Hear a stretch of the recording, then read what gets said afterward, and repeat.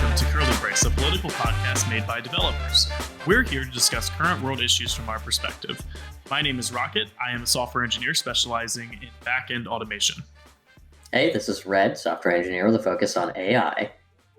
And I'm Greg, former nurse developing a degree in clinical informatics. And today we are discussing and educating ourselves on world hunger. Awesome. Okay, so I found some really interesting topics when I was researching this. If you go to UN.org, they have a global issue on world hunger itself, and they had what's called the Sustainable Development Goal 2. Essentially what it was, by 2030, they wanted to solve world hunger. And it's actually brought some very interesting, because of COVID, a lot of interesting things happen. One thing is they actually took a step backwards. When 2019, when COVID hit, they had 161 million more people go hungry. So instead of solving it, it got worse because of COVID. So this brings up a point, if the UN is trying to provide sustainable food to all of these countries, that doesn't permanently solve the issue, right? Because we have an issue if COVID happens or something, then they can't provide the sustainable foods. So we need to find a way for other countries to make themselves more sustainable. Because in 2020, here's interesting fact, 30% of the world's population is suffering from hunger related issues. 30% That's 2.4 billion people. That's insane. I did not know it was that high. That was just during COVID though, right? No, that was in 2020, a staggering 2.4 billion people, or above 30% of the world's population, were moderately or severely food insecure, lacking regular access to adequate food. That's more than a quarter of the world. How much did you say COVID increased that by? 161 million people. And in 2020, between 720 million and 811 million persons worldwide were suffering from hunger. I'm assuming that means starvation. Roughly 161 million more than in 2019. Did it specify? From 2019, it went up by 161 million people. Did it specify the specific reason why COVID caused that influx? No, it doesn't say was specifically. it supply chains or anything like that? It doesn't say anything specific like that, no. Because a lot of people were put out of work, out of commission during that time. So, but the thing that we're still reeling on to even today is that the supply chains are why we're still seeing increase in cost of everything. This just brings us back to the point that we need to find a way to make it more sustainable for people to grow the food on their own. We need to provide sources and land and things I think like that. Having a global supply chain of food is nice for the developing country, or the developed world. Yeah. But for countries that are not as developed, for example in Madagascar, how do you get food from one place to the other? The only option is to drive it on a dirt path, right? And where do you store the food? Where do you house the food? Yeah. And in war-torn areas, who controls the food? There. Yeah, but the cost of flying it versus teaching them how to grow things. How to grow it agriculturally. Right. And is it possible, right? I mean, in sub-Saharan Africa, can you grow anything? That's a great point. How do you grow point. stuff? And my assumption would be the answer is with greenhouses, right? That's a great point. You could just do massive, they have here in the US, we have our hydroponics farms that have been popping up. Those are really cool. And they're self-sustaining. So you've got fish in the bottom, in the tanks, feeding on all the algae and stuff. And then the water pumps through all the plants. They're really cool. That would be really neat, but that's expensive. It is expensive. I got a article that I just linked into the chat specifying this: hydroponic warehouses. Really? Yep. Let me see that. They got this down to a science in regards to how much water's being used. The amount and look at that. They're recycling plastic cups and stuff too, from the looks of it. Oh yeah. We got some. Yeah, there's already they got these going in the works right now regarding the growing food in the desert like that. One of the topics I was going to bring up were food deserts, but it didn't really pertain to like actual deserts. It was more of like in large sprawling urban areas where it's like it takes longer Oh, to this get is food delivered to you know, developed areas that are, you know, really far away from food sources or from like, you know, healthy food sources like that. this is also addressing the issue of agriculture, our way of agriculture, damaging our land. Like this also addresses that issue, right? Every Oh yeah, minute, due to over farming and how long yeah. it takes for the soil to even So they recover. have this paragraph here. Every minute, the equivalent of 30 football fields are of arable land is lost due to its intensive use precisely in agriculture, in addition to the effects of climate change. The problem is that the third of the soil is already used to produce food, but increasing it to an extent threatens biodiversity and ecosystem.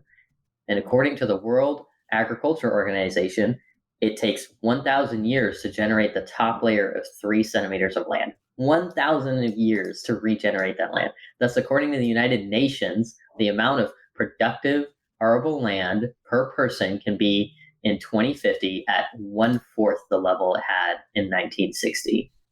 Damn. So 2050, it's going to drop quite a bit. So this would help address that issue because you're not directly affecting the land in this case.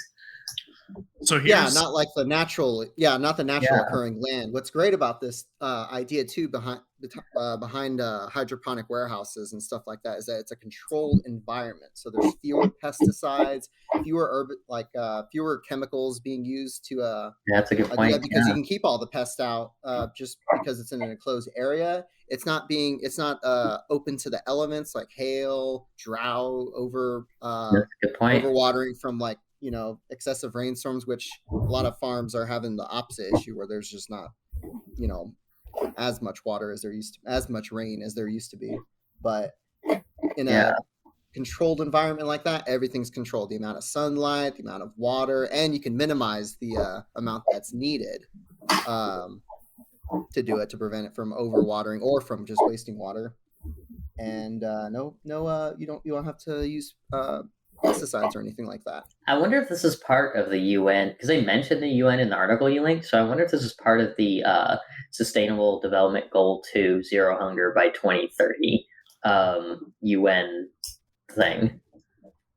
So I wonder if that's a part of this.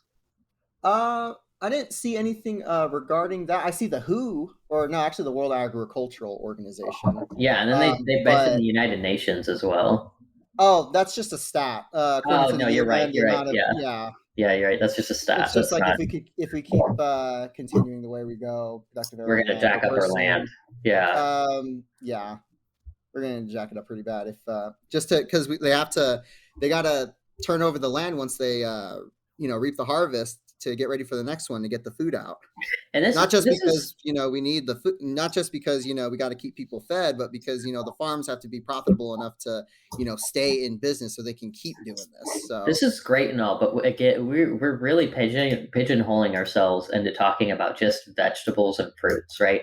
There's a major issue, and they have this in Vietnam with like cows and producing meat, right? Like so they just like really rely on chickens in Vietnam and sometimes pork, but like they don't have a whole lot of access to good beef because there's nowhere for the cows to like graze or eat.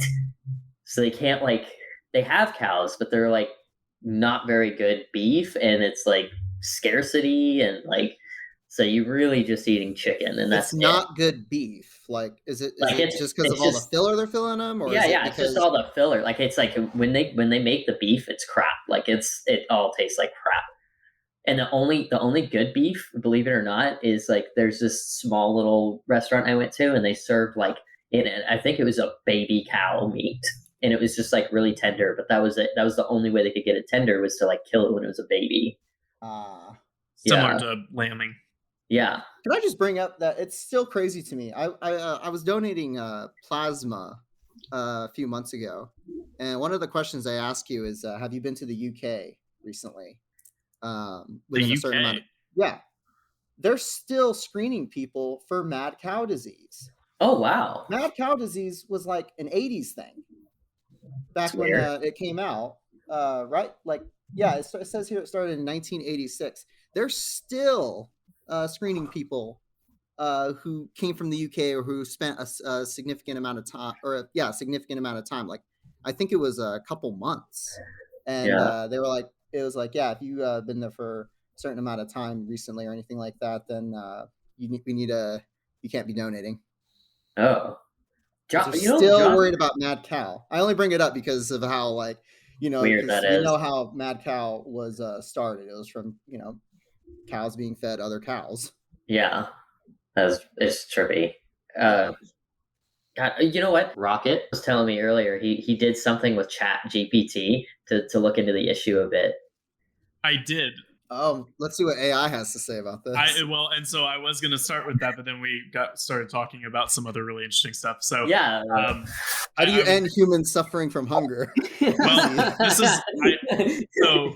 I just asked how you would solve. I asked ChatGPT, how would you solve world hunger? Okay. And so here is the list that came back. Okay. Increase access to food. No shit. Reduce food waste. No shit. Improve distribution channels. No shit. Address poverty and inequality. Great. Address climate change. Yeah. Okay. Provide aid and support to those in need. No shit, I would have never guessed. Now, what you should do is you should get back on ChatGPT and ask him specifically about one of the issues they tried to address. Let me bring up some statistics really quick, specifically around the poverty side of things. Okay. Because while these hydroponic warehouses are a great idea, 75%, and this is according to, I think it's the World Food or something. I looked it up. I'll have to find the link. But 75% of the world's malnourished people live in conflict zones. 75%. Now, your number of 2.2 billion or whatever, that was way off from what I saw on that website. It was 828 million. But even so, let's just round in the middle and say around a billion. To clarify, my number comes from people who are moderately or severely food insecure, right? Just anybody lacking adequate food. So it doesn't even have to necessarily be starving. And that could even include, like, I don't know if I'm going to have food tomorrow because school's closed. Yeah, right. So, but here's my numbers. I have no food. I have no access to food. No access to food would be 720 million to 811 million. Okay, then that lines up with mine. So 828 million is what I have on here. Okay, yeah. Now, out of the 828 million, 14 million suffer 14 million children suffer from severe acute malnutrition. Jesus Christ. So 14 million. 45% of child deaths worldwide are due to hunger and hunger-related causes. Well, yeah, I mean, if you're a child, how the fuck are you gonna, you know what I mean? How do you and you think about like infants, and if the mother can't eat, she can't produce milk. Yeah. Yeah. Right. So, but the most interesting statistic out of that, though, is 75% of the world's malnourished people live in conflict zones. So even if you build these hydroponic warehouses, even if you build all of this stuff, if you get some dictator in there because it's a developing country and it's unstable, and they say, nope, we're going to take control of this hydroponic warehouse and no one's going to be able to access it if they don't vote for me. Yeah. You know what I mean? Like, so I feel like, just personally, I feel that while all of this is great, you still have to have some sort of UN distribution point to get to the people in need until the countries are reliable enough to where you can actually place those, those warehouses and the different growing mechanisms and, larger distribution points internally. You can place them inside the country. But if you're going to, if the country is going to be at war, in a civil war for the next decade, are you really going to start building infrastructure there? Was that like a problem in Thailand, right? It was like they had all those different religions and they were constantly in like religious wars, and it like really fucked up their country. Yeah, I mean, look at Africa, right? Yeah, like the Congo, and all the different countries in the middle parts of Africa that are always at war with each other or having a civil war. Yeah. Or I mean, pretty much a lot of countries in the Asian continent is like just constantly at war. Yeah. Yeah. So I mean, that, and I think that war in and of itself impacts the most amount of people in a negative way in regards to hunger. Can we point out that maybe it has a lot to do with religion as well, not just war? Absolutely. I mean, well, and people go to war over religion, right? Like most of these wars are religious wars. Right, most of them, not all of them. Religious, territorial, or greed, right? Yep. I would say Africa. I don't know. Actually, is Africa more religious wars or is it more territorial and greed? I know Asia is they have a lot of wars based on religion, and that's where a lot of wars are happening. Yeah, that's a great question. I don't know. I mean, the Middle East, obviously, you can assume that since it's such a strong Islamic area, that it's more territorial. I would think if you have Islamic versus Islamic, but maybe not. I don't know. So this problem is going to need a short-term solution and a long-term solution. Those hydroponic warehouses are definitely a long-term solution because they're going to need time to develop that, get it down to using as little amount of resources as possible in terms of cost of building them, getting them set up, and how much soil and water and all that stuff to use. That's like a long-term solution right there, and getting it out to the places that need it, because it doesn't have to be used in deserts. You can use them in any other. That way you can grow in any other biome. That way you can grow different types of foods from different types of years, and you need to provide proteins too, like meats, legumes and all that. You also have to think about not just the warehouses though, but storage, right? I don't know if you guys know this, but like fruits and vegetables, they are stored for a very long time before you actually consume them in a lot of cases, right? Because there's a season for apples, right? But they store the apples in the dark to keep them from growing for 4 I don't know how many months. It's months though, and they keep them there until they're ready to go to the shelves, and that keeps them fresh. So you have to think about that too. That keeps them edible, not necessarily fresh. Well, not fresh, but edible, right? I mean, like they don't rot.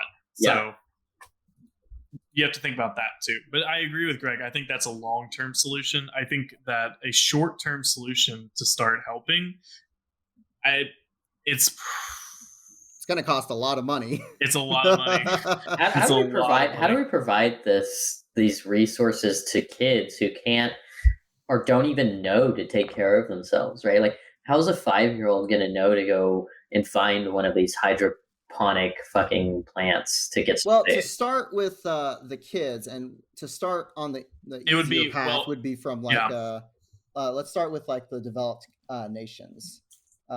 Which ones do we ensure that kids get lunches? And it's kind of here in the U.S. It's kind of a crapshoot depending on the state and county that you're in, whether or not free or reduced lunches are even provided. But I had an article here. Can y'all? There's 4 countries that provide free school lunches. Can y'all guess one of them? Japan. No. No way. Japan's not free. Really? No, not entirely free. Canada. No. No way. Sweden. Yes. Okay. That's one. Okay. It says here. New Zealand. Yep. Between the ages of 6 and 15, you are entitled to a free school lunch every day. But this is from an organization that helps the schools. It doesn't say here whether or not the government provides anything for anyone younger than that if they're in like pre-K. But I would assume that would have to assume if they even have a pre-K, because it says 6 to 15. Here. That's one. The other 3 are Finland, between the ages of 6 and 16, a free daily school meal in both primary and secondary schools. Cool. They got that there. Nice. India and Estonia.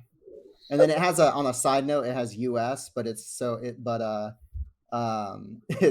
depends on the state and all that. In fact, I actually have another it's the United States, right? It's not I'm going to post the one for the countries that provide school lunches, and then here's another one.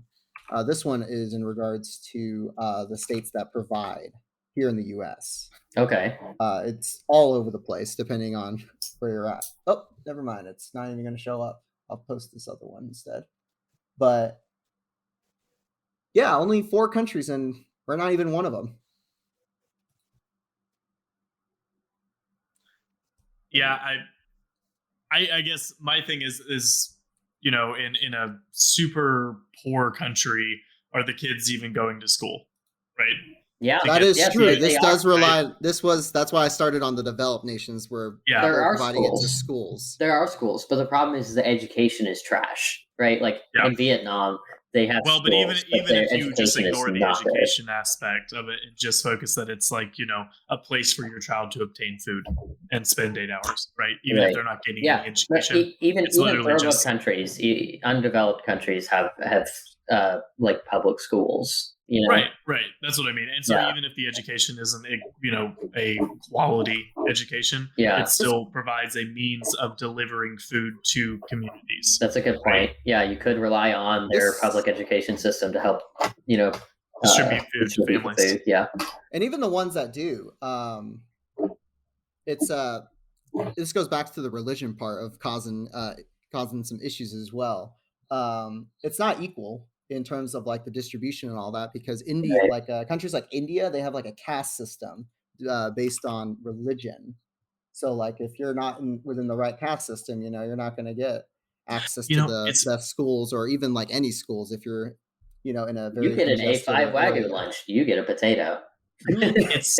It's really interesting too. I was just reading something on that this morning, and apparently the caste system is illegal in India now, but everyone ignores it. No way. Yeah, so everyone ignores that it's illegal. Oh, like us and bribing politicians. That's right. I mean, it's not bribing, it's lobbying. Exactly. Yeah, we're lobbying. Exactly. God. Yep. Exactly.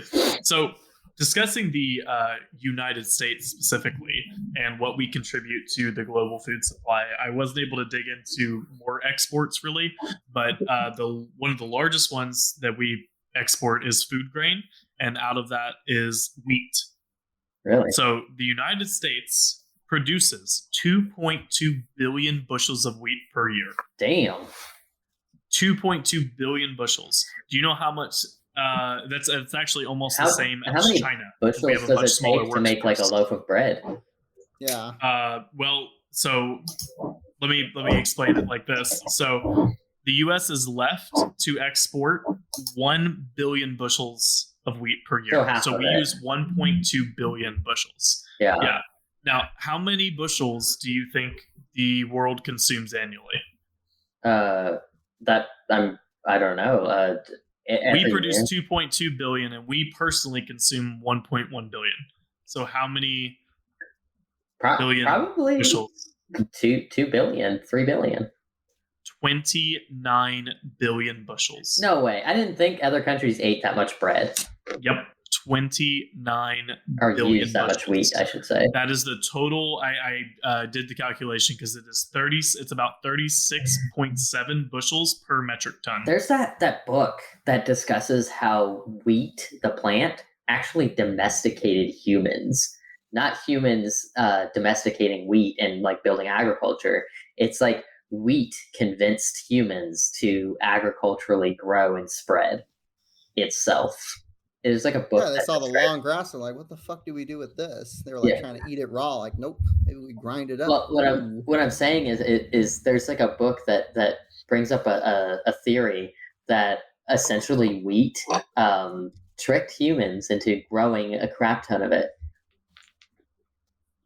I mean, it's is it not like we started with maize first? Yeah. At least here in the Yeah, we did start with maize. Yeah. Go on. What was the word I just said? Another interesting thing is that most of the products, especially in the food area of the United States, when we export it raw. It's not manufactured. So, like for example, we export wheat. We don't export flour, right? We export corn. We don't export cornmeal. Right. Well, here's an article on how slaves to wheat, how a grain domesticated us. So we didn't domesticate like wheat, right? Like kind of like how we domesticate a dog, but wheat domesticated us. Another thing I haven't seen in a while that was always posted on like Reddit and stuff or on clickbaity stuff, but like whatever happened to those solar those windows that acted as solar panels. Why aren't we seeing more of that? Oh, they're probably not very Those like back in, efficient. like- solar panels. They're Yeah, probably like- not that efficient. They probably don't generate that much energy if they are. I'm not aware of this, but I'm not aware of these windows. But my first thought is if you look at the new like electric car from Fisker Ocean, they have the solar sunroof, and it takes a whole year for it to generate just 1,500 miles, an entire year, or 1,500 miles. But that's Yeah, like I a mean, consumer grade. I'm talking like And are you talking about like giant buildings? yeah, Like skyscrapers. I'm not talking like yeah. Like that why would aren't we make- seeing anything like we don't that? have or anything we like don't that? have transparent solar yet. Like we don't have solar. Even Yeah, just a like little you could bit? do it. Well, I mean, you could do it. You would just have to, It'd be cut okay. out every other window. Yeah. Right. Once we get that going, imagine that with a hydroponic warehouse right there. Dude, that would be amazing. That would be Is that- amazing. Yeah. For any like the crops that need a little bit more sunlight, but Imagine they're if you just- located in an area that doesn't have as much sunlight throughout the day, like in like places like farther away from the equator. And the or other anything like thing you that. have to consider is it's probably not as efficient as just putting solar panels like on a roof or on the ground, because solar panels on the ground or on the roof can be pointed so that they face the sun for a majority of the day. If you put solar panels on windows, like maybe like 40 or even 60% of the windows probably won't even be getting sun for a majorty of the day because For the they're purpose of facing electricity, I sideways. can agree. But in terms of sunlight, though, and with the byproduct of that being a little bit of energy extra, that's what I was saying with being able to let sunlight through, to light up these plants and these crops, but then also store some energy in like a backup system later in case of days solar. for like. We don't have some transparent solar panels. That's what Amanda's saying. We don't have currently transparent solar panels, so it would let no light in. It would be just completely for the purpose opaque. of generating. Yeah. Completely opaque. Yeah. Yeah, that's the current problem. I'm going to post an article right here. There's this company in the Netherlands, Vicey, Yeah. that are trying to do that as well with smart windows. Oh, they got a little video too. That's cool. There you go. For you to peruse. But Icy. yeah, Solar windows look like regular glass windows. that would be a but act like long-term solar panels, solution, not just for generating for helping electricity with from the sun. assisting in reducing and hopefully eliminating world hunger, but also just energy needs in general. Imagine every house equipped with solar windows. This is really cool, but like, what's their timeline on it? Because I don't even see like a. Again, long-term. It said, actually, it further says funding and researching could prove this is transparent solar windows for buildings at high volume in 2024. Huh. So in 1 year? I don't know if I buy in 1 year. They're probably maybe not available to everyone. What did they say? It says 2024. When was this article written? September 23, 2022. Yeah. That's very ambitious to be able to turn that around in 2 years. It's something worth following, though. It is. Oh yeah, it's something worth following. Yeah. I mean, because even if they don't succeed, that's still something that's worth. No, I hope they keep up the development until they do succeed. But like, to Greg's point, so like, I've wanted for a very long time now the robot garden. Garden. Yes, it's Raspberry Pi based, and you can buy. I can't remember the exact name of it. It might just be Robot Garden, but it's basically like a conveyor, or not a conveyor belt. It's more like a arm that is on like a track system, and it will take care of your plants for you. Wait, all the way up until they're ready to be picked. Robot Garden? Yes, I saw the parody of that where it's like a potted plant with like a robot arm, and it's like just like. It keeps swinging a knife trying to prevent the cats from. Yeah, it's called FarmBot. So I wanted one of these for a very long time. But to Greg's point, if you could generate enough electricity from transparent solar panels in these hydroponic areas. Oh, CNC farming! It's a CNC machine. Yeah, kind of. Yeah, but for farming. This is really cool. You even like develop a grid. It's got. Because it's a CNC machine, it drills and it like makes the holes and plants the seeds, it waters everything. This is amazing. I know. That's what And I you can said. just wrap It's it in a really cool. greenhouse. Holy shit, Yep. that's dope. You could literally run this in a greenhouse. They got a Yeah. sensor built in to detect the apparently it moisture, picks 'em like now, right too. up at. How much is 30 meters. this? It's expensive. Like Like, how it's a couple expensive? grand. It's a couple grand. Well, It's yeah, got yeah, it but down like to, a like- couple grand, like what, like $3,000, $5,000? It depends on the size. When I was looking, let's see. You want the I want like a medium or small. I don't want a and giant. you want the express. You want the express. I don't think. see the express. I It see says here the drip emitters that Oh, they here use it to is. water the plants are used to reduces the amount of water needed because it's got it down to a science how much water this plant right here needs, and it prevents overwatering and giving any water to like surrounding weeds or anything. Dude, it's only Right. $1,500. For the little bitty one. FarmBot Express XL version 1.1, which is max serviceable area 2.3 by 5.7 meters. Where are you seeing that? I'm looking.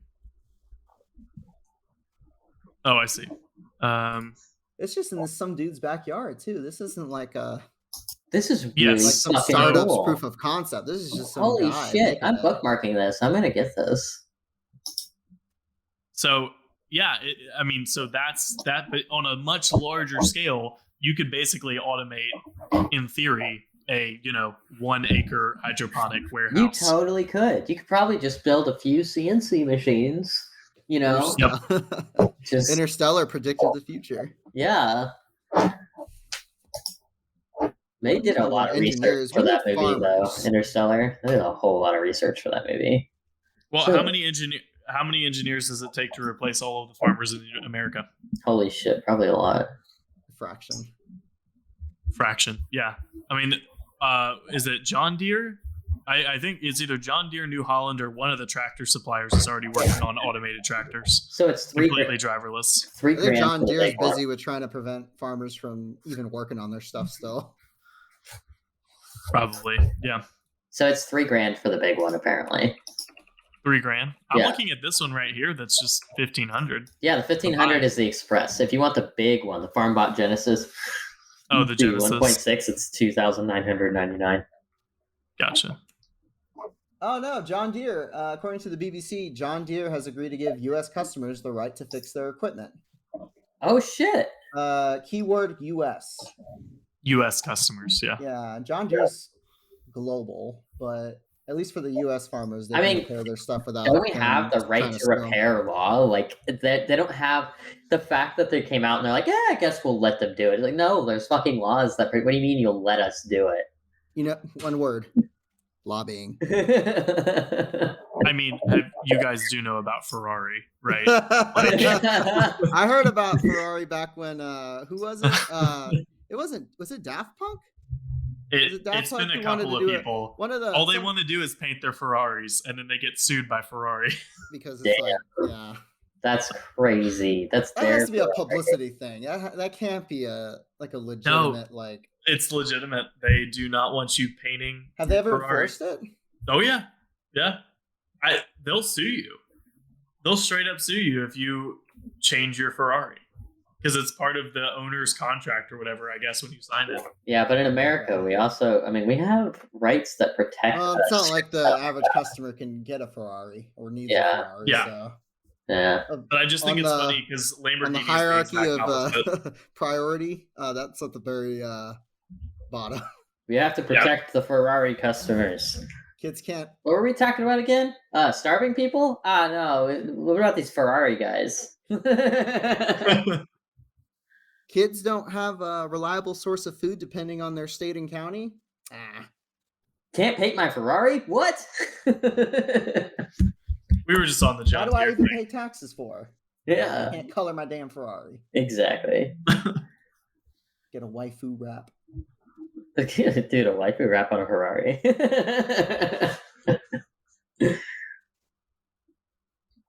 700 children die every day from dirty water and unhygienic living Oh, conditions. that brought up another point I wanted to make. You guys know about Mexico and Coca-Cola, right? I know that their Coca-Cola tastes better because they use real sugar. Cane sugar. Well, that's Yeah, not cane that's not sugar. always the case, but yeah, they have Mexican Cokes, which are cane sugar, but Coca-Cola is like taken over Mexico and it's like made it extremely difficult for them to get clean drinking water. And in fact, they've convinced the Mexican people like that Coca-Cola is like the best thing ever, and some of them even believe it cures them of like illnesses, and they give it to their babies. What? Yeah, yeah. Coca-Cola in Mexico are wild, dude. Wild. They don't fresh drinking water is the same price. What? Yeah, as Coke. That's insane. Yeah, it's wild. Mike, They have a diabetes problem and people are dying like crazy from it. oh my yeah, there was a breakfast drink that they sell. I need to look it up, but there's like this breakfast drink that they push on everybody as like gives your kids energy, to Yeah. like get through the It's day just and all soda. that. It's also for adults. It's just sugar. It's just It's soda. this ungodly amount of sugar. Yeah. And like their their solution to like having their solution. I saw this one was just like a meme or something, but it was like the solution to the high sugar content is like try our new product with reduced sugar. Literally the same nutritional ingredients and all that stuff, same amount of sugar, just the little because it's like a powder that you mix with your drink, like Ovaltine and whatnot, Nestle, but it's Yeah. Mexican based breakfast drink. Their Yeah. solution to the high sugar is to just include a smaller cup, smaller measuring cup. Oh my god. Jesus Christ. But yeah, they got a sugar problem. We do too. We're no better. No, But and I think the biggest problem in the United States, as far as people that are living not knowing if they're going to get food, is that fast food tastes so fucking good. well, it's that the average portion for an American now is just so much larger than what it used to be. It's true. We eat That our is true. portions are I way mean, too large. Like it's silly. People ask me all the time, well, why don't you eat breakfast? And it's like, well, because my lunch is 1,000 calories for a regular portion of what they serve you, and Yep. dinner is at least 1,000 calories. I only make my own food now. It's I go out occasionally and very rarely, and most of the time I'm cooking at home. I've learned to cook quite a bit, and it's been really nice. And most of the time the food's better anyways when I make it at home. But I want to make the point not to dog on fast food restaurants, like because that is a source of food for a lot of families that is cheaper and they can afford, and they don't have time to cook because they're. I understand. I completely I just agree with think that. we need better Cheaper. quality. We need better quality fast food, right? Like, but is it profitable and will it sell? Exactly. That's That's the right. question. That's the question. For the same price How do of a you McDonald's salad, I convince could a get. child? How do you convince a child to eat a nutritional vegetable-filled salad over the chicken nugget? Right. Well, chicken nuggets aren't always actually that bad for you. I know a lot of bodybuilders that still eat chicken nuggets. Okay. French fries. French fries are pretty probably bad the worst thing you could but possibly they can eat. make them better, right? They can like try air They could, frying but they won't them. taste the same. They won't taste but they the can same. have the option, right? You can have I want the air fried French fries. And how much would the extra would they charge? I'm just saying. Hopefully think about nothing. everything. It should be cheaper. It's less material. That sounds like a very niche problem that you're trying to fix. What we should really No, be it is a doing niche providing problem, more but I just want to make the options. point not to dog on fast food because it is trying an to important put the onus food on a source. fast food. No, trying to put the onus on them is not gonna come out the way we want. Especially because like how do you make a healthier French fry? Air fry it. It's a potato. We need starch. Which they're gonna need like a whole separate equipment just to do that, and they're gonna have to justify the cost, and people aren't gonna buy it because they're gonna be like, am I gonna get these new weird healthy fries, or am I gonna eat some good old McDonald's? Some people go to McDonald's just for their fries. And that's fine. You can have options, right? But same thing with Wendy's. That's not. Well, my point is just not to dog on these fast food restaurants. Not to make them healthier. It's just saying like it's a source of food for some people that's important. I think if we killed fast food and social media, we'd be much happier people. I don't know. Oh yeah, like how in certain countries they don't let companies advertise to directly to kids regarding like I agree with that. Nobody food should or be sugary advertising to stuff. kids. Yeah. Yeah. There's a country that like they had just passed a law stating like you're not allowed to have a mascot on your sugary cereals. So Right. then they had to like go back and like tape paper over like Captain Crunch and all Yeah. that stuff. The Twix Good. rabbit. Good. I think manipulation of children is the number one marketing, right? Oh yeah, that's like it gets ingrained in them Yeah. in a way that doesn't affect adults, but for kids, it's like grow up watching cartoons like that, wanting the sugary cereal and all that. Yeah. They know what they were doing. They knew exactly what they were There's a doing. reason why you only see Yeah, kids' cereal mind commercials is on valuable. cartoons. Yeah. It's just crazy. Well, I mean that's all I had to talk about for world hunger. You know what else I think it's just a good just to not really for world hunger, but for just like nutrition in general, like home ec classes, teaching kids how to actually cook because it's embarrassing like how little. Yeah, you can't. Most people can't even make a fucking pot of spaghetti. It's like, what the hell? How do you cook an egg? Yeah, that's so. We should teach soft, hard, and medium boiled eggs. Like, so everybody should know how to make those 3 eggs. 1,000%. We can't say that we can rely on the parents and families to do that because we some have of them an are food insecure anyway. We have an education system for this. Like, of all the things to indoctrinate, quote unquote, kids, indoctrinate them into learning how to cook an egg. That's right. Learn how to cook rice, how to braise some ham. That's right. Some simple dishes, a quick omelet. 30 and I'm having to actually learn how to cook. I didn't learn how to cook until I was 20 years old. Because the only reason I wanted to learn how to cook was because I had a fancy meal at a fancy restaurant and it was really expensive. And I said, I can't afford this every day, but I want to eat like this every day. This was incredible. So I was like, I'm going to learn how to cook this shit. And sure enough, I did. It took me years to get really good at it, but it's not as hard as people think. Like you can follow a recipe and do it like a few times and you'll start to memorize it. You'll start to, take like a sauce from one recipe and try it on another recipe. Like it just like the more you do it, the better you get at it. I have a great book that I think everyone should read. It's called Cooking at Home, subtitle, or How I Learned to Stop Worrying About Recipes and Love My Microwave. That's kind of long-winded, but it's by David Chang and Priya Krishna. It's a cookbook without recipes. It basically teaches you how to cook, kind of like a chef, but without the pressure. These two David Chang, he's like he's from an Asian background, and Priya Krishna, she's from an Indian background, so they got different takes on it because David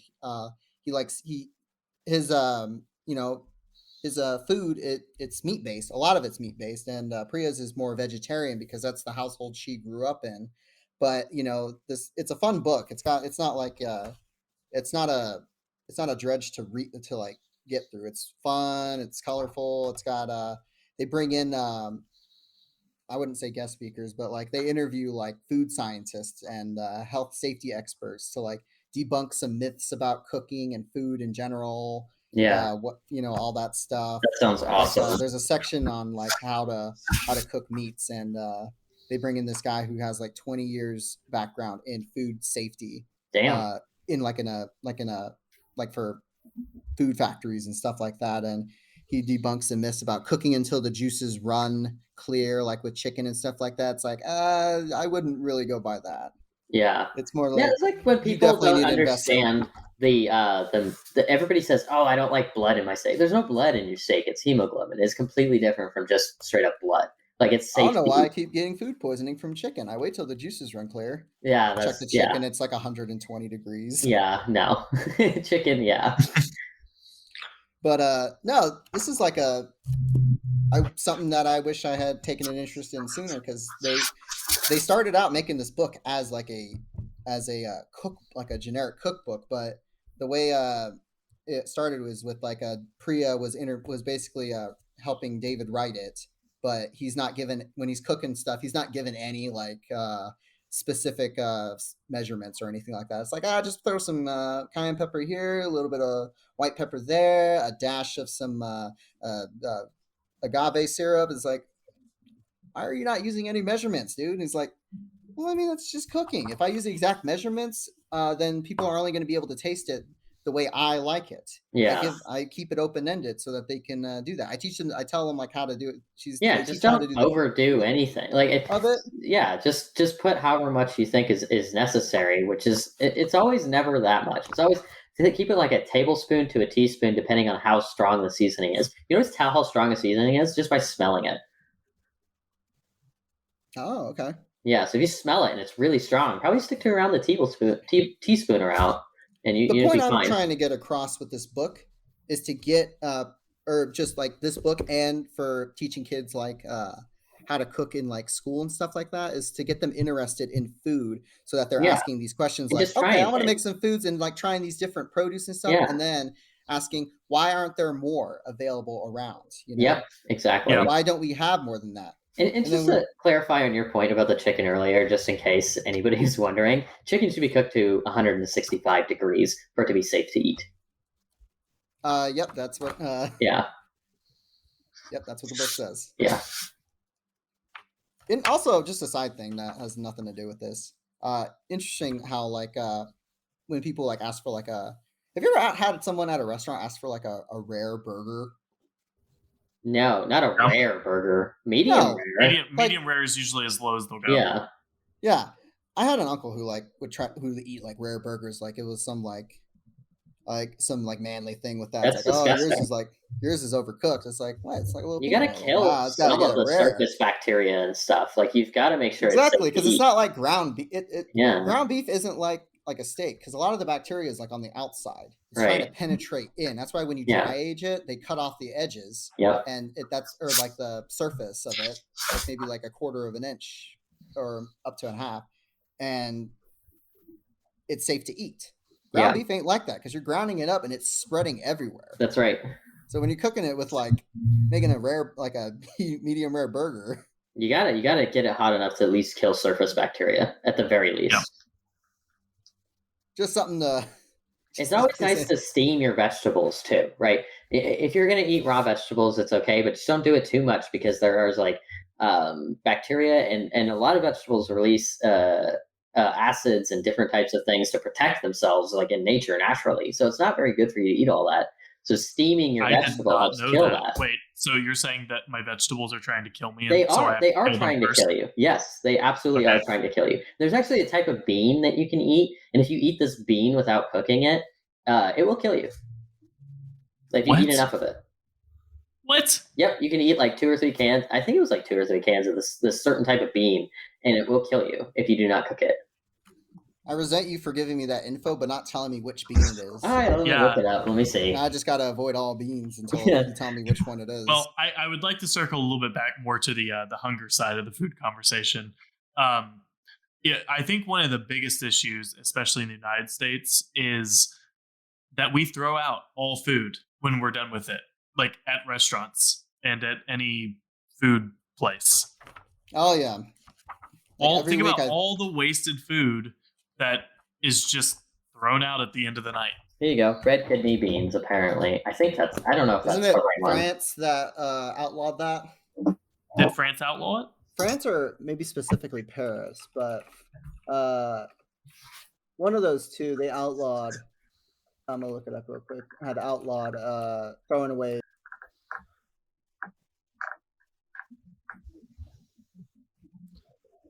And it looks like red put in here. Okay, so it's red kidney beans. It's red they kidney contain beans, a type and they of kill stomachs. yeah. So they kill your stomach cells. Yep. And it can kill you. Sick for hours. Okay, it might not kill you, but it can kill rats. Eating raw kidney beans could also make you incredibly sick for hours. Interesting. Yeah. So there's different types of vegetables. Like you should always be like removing these toxins from your vegetables in some manner. Most of the time, steaming your vegetables seems to do the trick. So, and I say steaming because you can keep a lot of the nutrients when you steam your vegetable. Right. Yeah. Yeah, it was France that France. Okay. outlawed, specifically to supermarkets. Back in 2016, they outlawed supermarkets from destroying unsold food products. Huh. Hmm. That's good to know. That would I be mean, something interesting to adopt here in the U.S. Yeah. Just because they do the same thing. I mean, like if you go to Walmart, they got the bakery stuff that they sell at a discount, like for like a fraction of the price because they're expiring like today. Yeah. right. But maybe something a little more wide spread to prevent that waste because I if mean, you just provide think about if every McDonald's in America took all of their burgers that were going to go bad the following day, and or say 2 days, they have took you the ever worked following fast burgers. food? No, They got it down to a science. They're not wasting a whole lot. Fun fact: Wendy's, um, you cook the meat, then you slide it onto like the section. This is back in 2010, 2011, back when I worked there. So they may have changed their stuff since then. But basically, you cook the burger, you put it on the other grill to keep it warm. It's got a timer on there that you press as soon as you put the meat on there, the row of meat. And as soon as that row of meat goes out, the meat is no longer considered good to like serve to on burgers and stuff. However, they that meat gets put in a heated drawer um, for about an hour or two whenever we empty them. I don't remember. It's been a while. But basically, that meat then gets turned into ground meat for the chili. So they're not wasting a whole lot of food at like fast. This was in Wendy's, and I also worked at Whataburger too. And same thing. We weren't throwing out a whole lot of meat.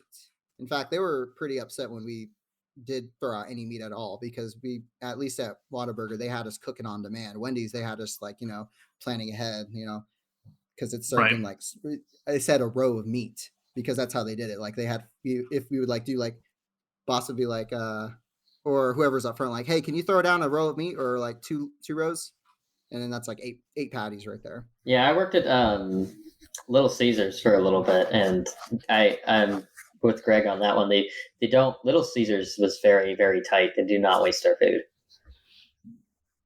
It's mainly because it's like refrigerated and frozen, so like they Yeah. got it down to where like they have like excess by the end of the week, but they're already reordering more and you're using it up within the time frame. So they're not I don't see a whole lot of waste there, except I worked in the grill for the first half of my time working there, and then at least at Whataburger, and then the second half they had me up front, probably because of my pretty face. But I had a lot of people just just go back to the serving size. People are ordering like the triple Whataburger with a large fry and stuff, and then only finishing like half of it and throwing it away. Yeah. It's just that's more of like a cultural thing, though. Yeah. If Whataburgers started lowering their shrinkflationing their products, there's gonna be a Then uproar. maybe the answer isn't the restaurants. Maybe it's the people themselves, like the customers. If there was like, let me ask you this: if there was a place that you could donate your, say, you wanted to donate food, right? But you wanted to donate fast food, right? Or instead of donating just canned goods and something like that, and it was really convenient and really easy to get that to someone, would you do it? If somebody came and picked it up from my house, yes. But that's the problem, though, right? Like again, America, our story is convenience, right? So Yeah, a lot of people don't even deliver canned goods or excess food that they have because they have to get out and go find somewhere to do it and drive somewhere and but put I it feel in. like there's not so like those places are not well known. They're not Right? well known. They're not well Most known, and we're you have to seek them out. Like, yeah. in my opinion, it should be broadcast everywhere that, hey, There should be it especially should be during, like a service like yeah, I it should be should able be to dial 866 and I get a hold of my local food storage and they can come pick up some excess food from my exactly. Here's house. something off I the top of my head. completely agree. Let me know what you guys think about this one. How's about like with like just like with local governments, they local or state, whatever, giving supermarkets a choice. Either they contribute a certain amount in terms of non-perishable foods to local food pantries, or they're not, or if they don't want to participate in that, then they are not allowed to get rid of they're not allowed to destroy unsold product. I think just not allowed to destroy unsold product solves both of those. Well, we need to give them an incentive, because they're going to want to, because that's kind of like you want to draw businesses into your local area. You don't want to, just set up a bunch of rules for punishment. You want to, give them rewards as well, so that you can, well, what's the local economy? There's only two options here, and neither one's a reward. Either one is giving something up. That is true. But it gives them the option to contribute to the local community. So and just saying you're not allowed to destroy food, right? You could and advertise. The city could advertise like you just have Walmart is a proud supporter of our local food pantry. No, you get and tax breaks. Yeah, we can do both. Yeah, tax break is what the business would be interested. Yeah, money talks. You just what you would do is you'd release a law saying they're not allowed to destroy their food. And in that law, it would say tax breaks were available for people who provided a certain amount of food to local food pantries and things like that. Yeah, you would just need the infrastructure around it to be able to deliver that kind of food and store it. It's the logistics that's really the challenging part. Yeah. So, I think if you could solve the logistics, then maybe drones are the answer to that, right? Yeah, just have a drone pick up the. If I just were to walk out in my front yard and just set, a little container of food and have a drone come and pick it up, so no human would have to do it, and then that drone would then go deliver it to someone in need of food, problem solved. Don't you think the convenience, making everything as convenient as possible, is what's bringing us to to where we are right now, having everything so convenient? Because fast food became more and more convenient as time went on, and it does have a lot produce to do with and local, right local produce and stuff like that. Learning how to cook kind of took a backseat to that because of convenience. The question is, do we take away people's convenience to try to make them better, or do we improve convenience? Or can we just slow down convenience and focus more on? Because I think it's food, like for those who can actually afford it. This is gonna, not to sound, privileged, but it's pretty convenient right now. If you have the money, you can. Oh, absolutely! It's super. Everything is. Everything is within your fingertips. If you can afford it. We're talking about food pantries and things. We are. But I think to Greg's point is that would us sacrificing our convenience of the people who have help the people who have not? No. Why would that help?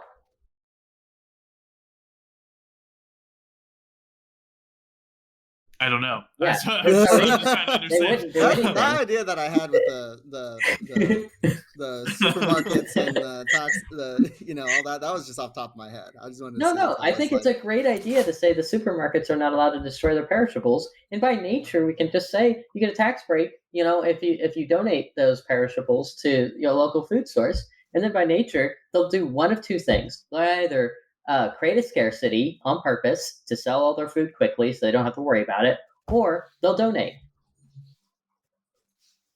I'm thinking now they're going to do the first thing. I'm thinking now they're going to do the first thing too. But, Nobody acts in good faith, and that's that's kind of the problem. No one acts in good faith. The dollar is what matters to every single person. This is why we shouldn't be relying on on third party stuff like that for basic necessities. Remember I sent y'all that thing about Amazon buying One Medical and providing basic... I signed up. You signed up for that? I did. You have health insurance. Why would you do that? No. I signed up for the doctor locator portion, because you don't get health insurance with the basic plan. It just provides you access to medical care. Wait. Are there different tiers, or is it just so the One Medical that I signed up for, because I wanted to try it out, it's $144 a year. Yeah, that's the only one that they provide. That does not include health insurance. What is it? No, it's advertised as like it's health like insurance, an access pass. Yeah, it's like an access pass to like ZocDoc and to like doctor's offices and priority queuing. So just basic visits? Like, does it cover the visit itself or no? It allows you to charge your visit directly, because it allows you to charge your visit directly to insurance. So like, I don't know if you've ever used on my wife's health plan, we have used MD Live in the past. Well, MD Live, even though they bill your insurance, they charge you $50 a visit. I don't understand. I'm so confused. So this is just supplemental insurance. I thought you gave the health company your insurance card, and then they just billed the insurance. I thought that's right, but these man in the middle providers like ZocDoc, MD Live, stuff like that, they take a fee out. I don't understand this. This is confusing me. So you're saying a copay? Yeah. It's like a copay, yeah. Ooh. Yeah. Oh, weird. Yeah, it's highway robbery is what it is, because like my wife's insurance should cover all of that, like it's a daily checkup or it's a monthly checkup, but they don't, and so they charge you $45, $50 per 15-minute phone call. In fact, most of them are like 5 minutes. It's like 5 minutes, and it's $50. Yeah. So I'm trying this. I'm going to try this, and we're going to see what happens with it. So. Oh yeah, try it and report back. Yeah, I'm curious to see what happens. I saw it as like a, I was excited and a little disappointed in it, not because of the amount of what it offers, but the fact that a big company like Amazon is doing something like this because it's such a huge problem in this country, health insurance. Because we still have employers asking wage workers, people making like less than $20 an hour, less than $15 an hour, to like bring in a doctor's note. It's like, yep, motherfucker, we don't have health insurance. Children, for God's sakes. You're in charge of scheduling. You make it to where I don't qualify for health insurance. How am I going to get a doctor's visit without it? Not their problem. That's what I was seeing this as like a way for them to get like these doctor's notes and to get the care that they need to like actually be able to see a doctor without having to. But it doesn't pay. It doesn't pay for the doctor's visit, does it? But that's like, let's see what it does. Like, is it just for supplement for people with health insurance, or is it like, can you get it by itself? See how much it can do without your insurance if you're willing to risk not. If you're willing to risk it, because I know if you do that, you're not going to be able to contribute towards your deductible, or what is it with health insurance? Out of pocket, yeah, you're out of pocket expense. Yeah. I would just like to get figure out how much it is. Maybe I can do that without actually going through with it.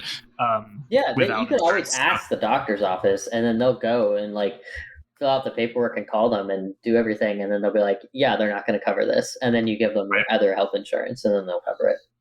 Right. Well, we have hit our mark. Is there anything else that we would like to talk about? No, I'm good, man. World Hunger? I think we talked about quite a bit. I've learned a lot today. I'm happy. I have too. This has been a very interesting conversation. I've learned so much, and I feel like there's a lot. Did you learn more from the conversation itself or from the research doing in the background? Both. I'm just curious. Well, I didn't learn more from one or the other. Yeah, I learned a lot from both. I learned a lot from both. I think I learned more hard facts around, what I was looking up. But like the hydroponic farms, I had no idea that was progressing in such a rate. Yeah, that was wild. They are. It seems like we went off topic for a little bit, but world hunger is such a multifaceted it is, and it was bound to go off topic. And there's just more and more not just starving, right? Yeah, it's not just starving; it's access to adequate food. It's logistics, it's politics, it's war, it's these are facts backed up by AI. That's right. Is that what your chat GPT said? Chat GPT was like, to solve world hunger, duh. That's right. Solve poverty. Yeah. Feed people, duh. Stop war. That's how you solve world hunger. Stop war. Yeah, I will say the most interesting fact that stood out to me, though, was that 75% of people that are malnourished are in conflict zones. Yeah, that's 75%. Like, so that means around the 828 million, right? So you're talking about at least 600 million people are in a conflict zone and they're hungry. Yep. That's wild. We have the resources to where nobody should be going hungry. We have the resources, we don't have the logistics, and we can't control other countries. Yep, that's exactly right. Not unless the entire world came together and said, nope, food is a universal right across every single human being in the world, and here's how we're going to deliver it, and every country is going to pay in and donate this much, and it's going to be a very large, substantial amount. Yeah.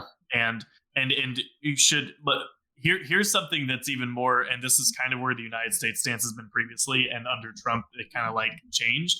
But like, should the United States be paying, which we would be paying the majority into a fund like that when we're not getting any benefit from it? Well, you know what I mean? We're talking about a utopian society, essentially, is what we're trying to move towards. And exactly. We're not quite there yet, and it's kind of, we're asking the question, should we be focusing on helping the whole world reach that utopian society, or should America, specifically the United States, be reaching that utopian society first by itself?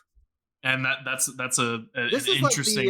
This is like the idea behind like taxes in general. We're investing in our people so that we can create a better society that's safer and better than had we not. Yeah. I feel like if we was approached like that, you know, we're doing this so that we can reduce world conflict and all this stuff. It's an investment in our security, which is what we invest. We invest in our security already, but it's going towards the military. Yep. But you know, it's a risky thing to do. Like, you know, take some of that military budget and invest it into other developing countries as a way of like showing support and you know, building connections. I mean, we do invest a lot of money into other countries. We do. How much money did we send the Ukraine? A lot. I don't even know. It was like a couple $100 million. I think we've sent more than that. Billions? Yeah. 1 second. I'll look it up. How much? Japan is doing the same thing. Japan, a small country, they're U.S. has committed more than $24.9 billion in security assistance to Ukraine. Yep. 24.9 billion. Yep, 24. With a B. Yep. That's right. Man. I think Japan's committing 5.5 billion. 1 second. There's a few charts. This is a little confusing. Okay. So humanitarian 3.9. Holy shit. Wait, what?